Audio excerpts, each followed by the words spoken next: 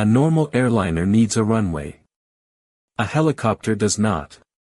That simple difference shaped almost everything about 20th century aviation.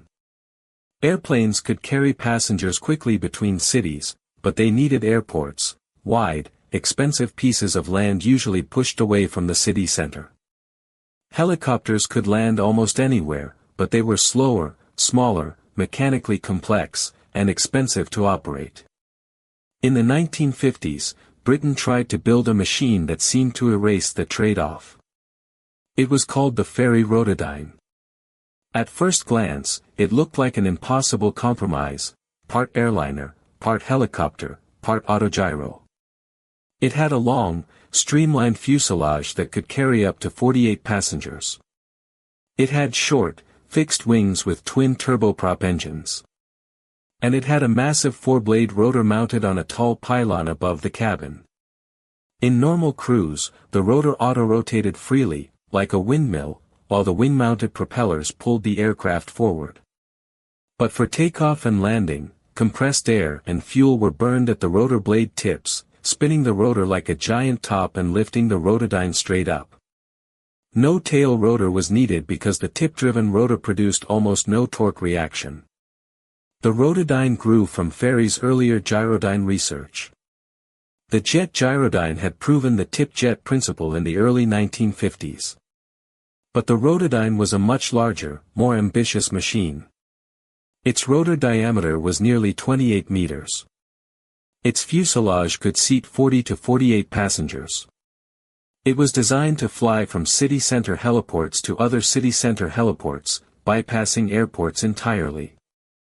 The prototype, registered XE521, first flew on November 6, 1957 from White Waltham Airfield. It was a careful, cautious first flight, brief and low, testing the hover and basic controls.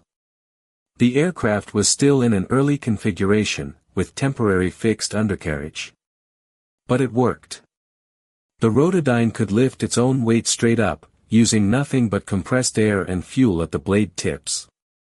The noise was unmistakable, a harsh, distinctive roar unlike any helicopter or propeller aircraft.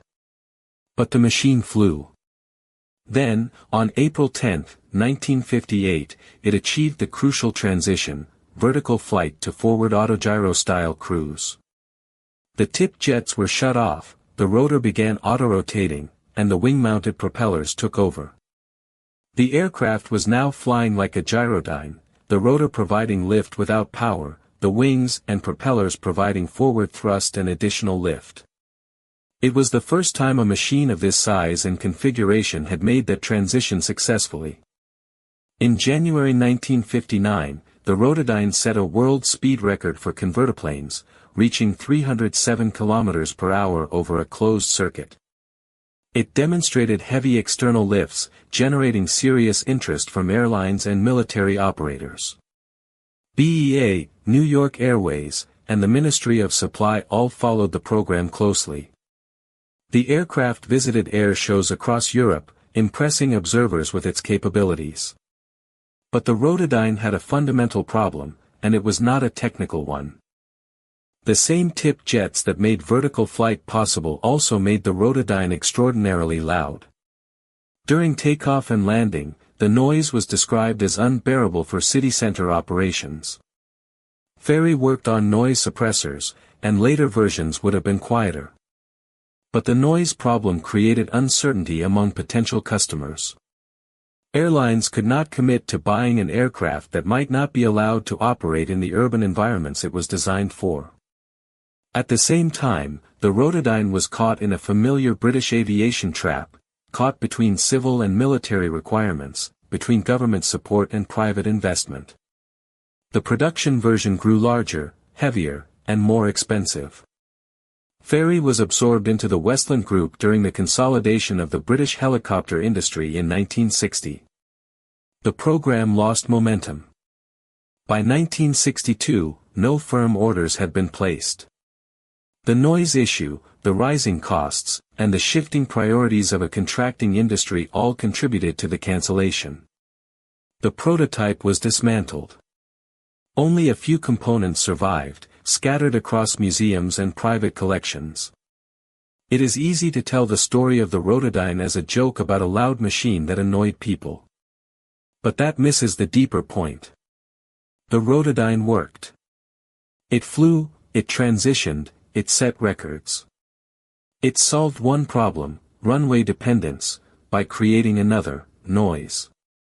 That trade-off has haunted every attempt at urban air mobility ever since.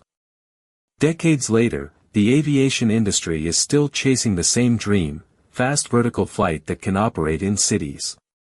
The Rotodyne proved that the engineering is possible. But it also proved that the harder problem is not whether a machine can fly, but whether the world can tolerate how it flies.